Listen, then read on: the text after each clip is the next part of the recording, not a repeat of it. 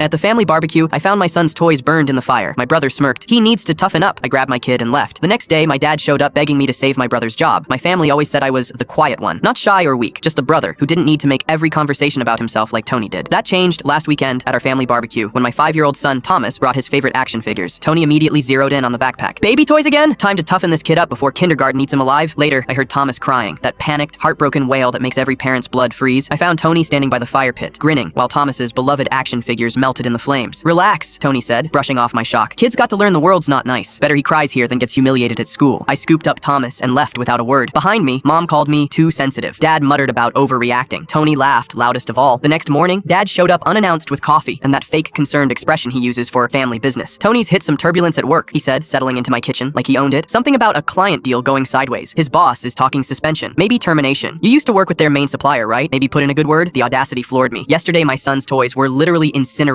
for entertainment. Today, they wanted me to save Tony's career. I'm not calling anyone for Tony, I said flatly. Dad's face shifted from disappointed to threatening. So you'd let your brother lose everything over one mistake? If you can't support family when it counts, maybe you should sit the next gathering out. Within hours, the guilt campaign launched. Mom called sobbing about family unity. My aunt texted about forgiveness. Cousins sent passive-aggressive memes about blood being thicker than water. The breaking point came when Tony's wife Pepper cornered me at Thomas's school pickup. You're being petty, she hissed. Tony's always been there for you growing up. Now you're punishing him for being Dad's favorite. But that night, everything changed. An email landed in my inbox from someone at Tony's company. You might want to see this. Attached was an internal fraud investigation report that made my blood run cold. Tony hadn't just made mistakes with client deals. He'd been systematically billing fake consulting fees, falsifying expense reports, and taking unauthorized kickbacks. But the gut punch was seeing my own name listed as a consultant on fraudulent invoices totaling $12,000. Work I'd never done for a company I'd never contacted. The man who burned my son's toys for character building had been stealing my identity to fund his fraud, and my entire family was pressuring me to protect him. I called the bank immediately. Freeze any accounts with my name on them. I'm disputing unauthorized usage. I contacted a lawyer, documented everything, and sent a formal letter to Tony's company clearing my name and providing evidence of the fraud. Within 48 hours, Tony was terminated for cause. His company thanked me for cooperating and offered me legitimate consulting work at double what I'd been making. The family erupted. You destroyed Tony's career. How could you betray family? I'd spent 34 years being the quiet one, the peacekeeper, the one who absorbed everyone else's chaos. But watching my son cry over his burning toys while his uncle laughed was the moment I realized quiet doesn't mean powerless. At the confrontation dinner, I laid out printed evidence, the fraud documents, the fake invoices with my name, the pattern of Tony's failures. For years, you've excused his behavior while expecting me to clean up his messes, I told them calmly. He burned Thomas's toys to toughen him up. Congratulations. He did the same thing to me, and now you get to see what happens when I stop playing nice. Tony tried one last manipulation. You're really gonna ruin your brother over a misunderstanding? I'm not ruining anything. I'm just done being your safety net. 6 months later, I'd built a successful consulting business from Tony's former clients. They all said the same thing. We'd rather work with someone reliable. I bought a house with a yard where Thomas could play safely. No more family barbecues, no more guilt trips, no more being the family's designated victim. Tony still sends angry texts blaming me for destroying his life. I don't respond.